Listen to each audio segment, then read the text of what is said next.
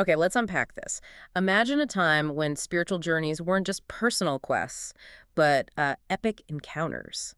Encounters that could fundamentally reshape not just one life, but, well, the trajectory of hundreds. Exactly. That's precisely what we're diving into today. We're unearthing an ancient narrative from a Buddhist sutta, focusing on a truly remarkable series of events.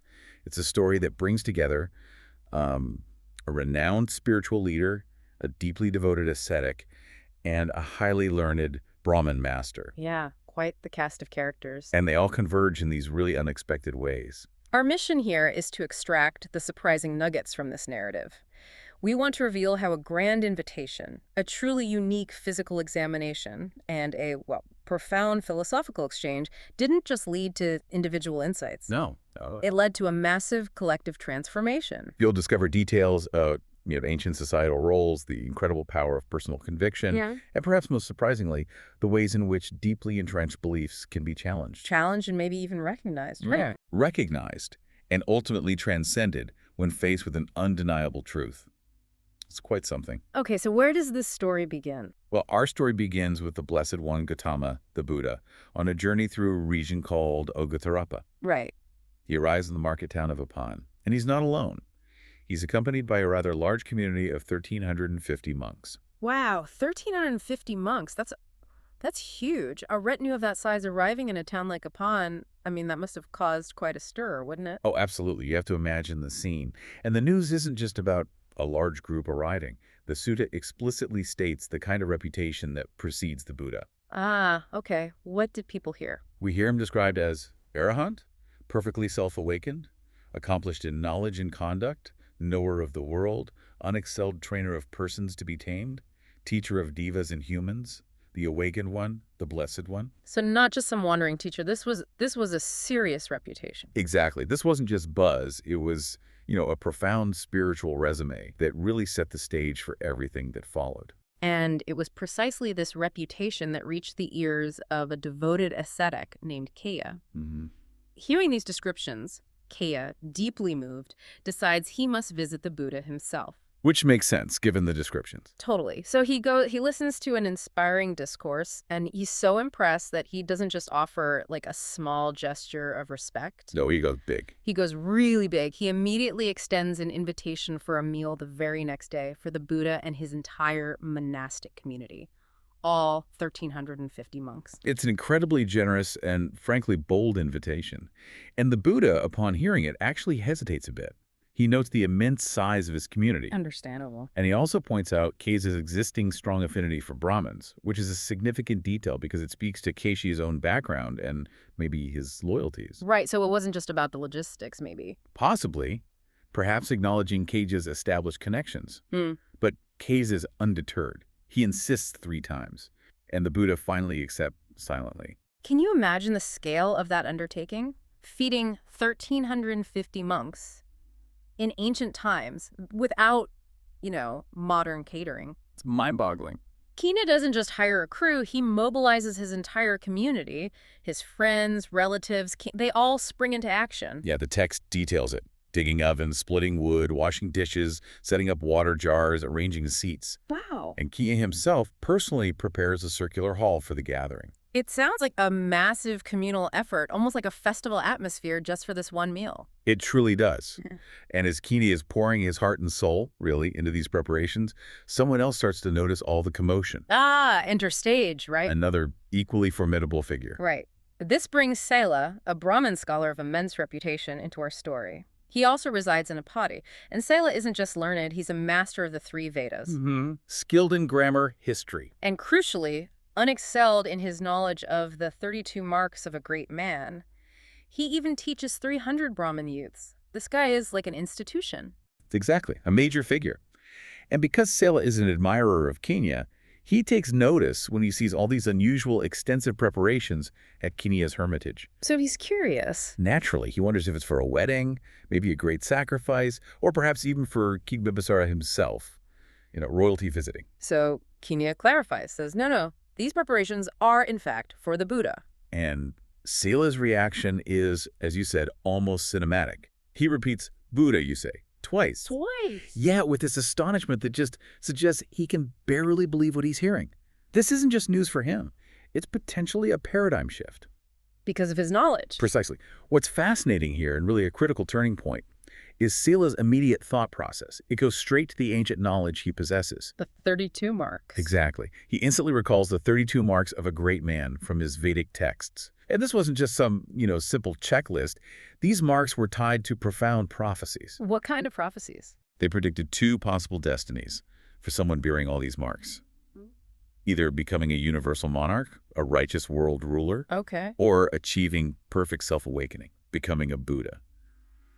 So this ancient scholarly knowledge isn't just background, it's the very framework Sela uses to understand this news and prepare for what comes next. So the stage is set for a major encounter. Sela, the consummate scholar, goes to meet the Buddha, bringing his 300 students. Right, and he even cautions his students to remain quiet, not to interrupt, which just underscores the gravity he felt. This wasn't just a polite introduction then. It feels more like an intellectual examination, an ancient prophecy being put to the ultimate test, maybe. I think that's a fair way to put it. Sela meticulously went through his checklist. He sat before the Buddha and examined his body for all 32 marks, applying his deep scholarly knowledge. Did he find them? He identifies most of them, Yeah. but then he hits a snag. Two specific marks, perhaps the most esoteric or unusual ones, cause his scholarly certainty to waver. Which ones? The sheathed male organ and the extraordinarily long tongue.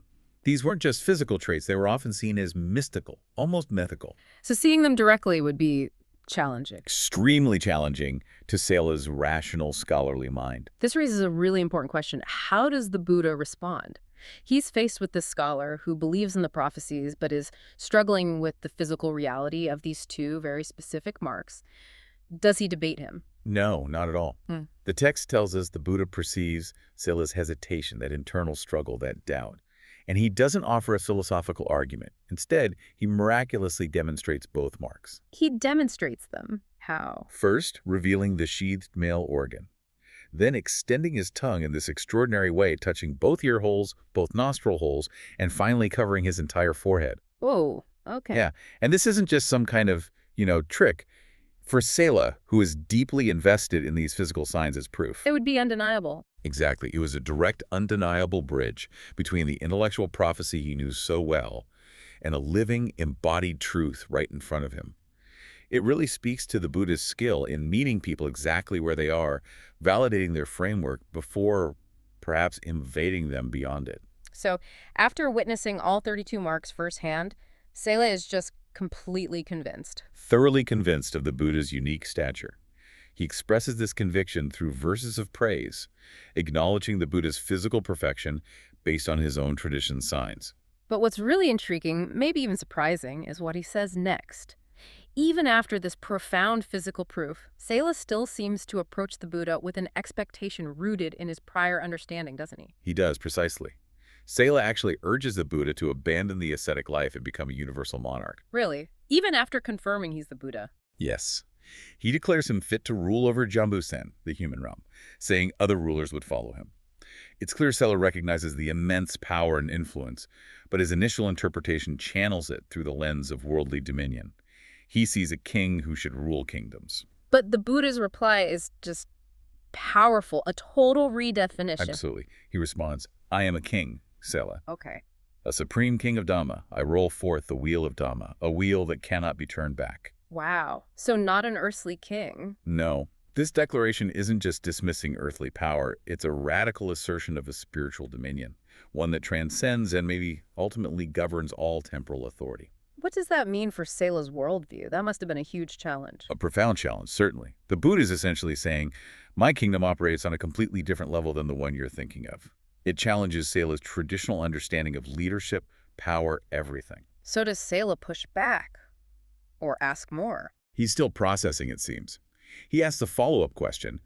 Who then is the Buddha's general, his chief disciple? Who helps him turn this unshakable Dhamma wheel? A logical question if you're thinking in terms of kingdoms and armies. Exactly. And the Buddha names Sariputta as his chief disciple, the one who follows him in turning the wheel.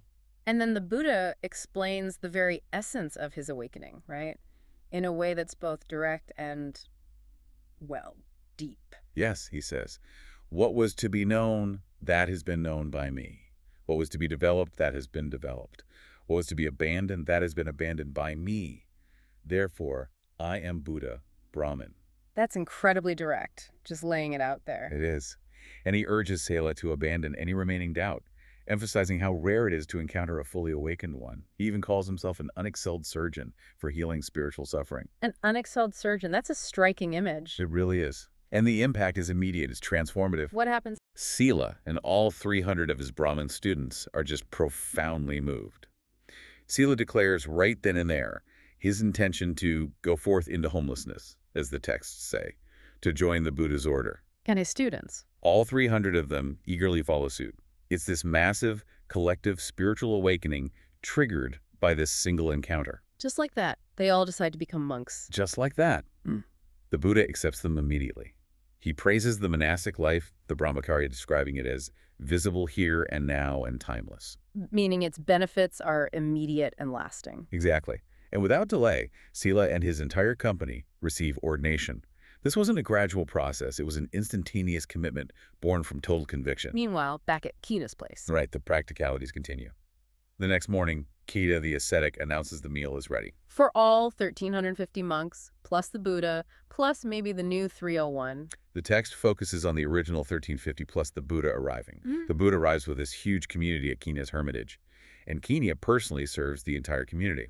A testament to his immense generosity and devotion. He followed through. Absolutely.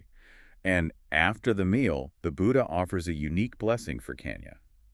It's not just a simple thank you. What does he say?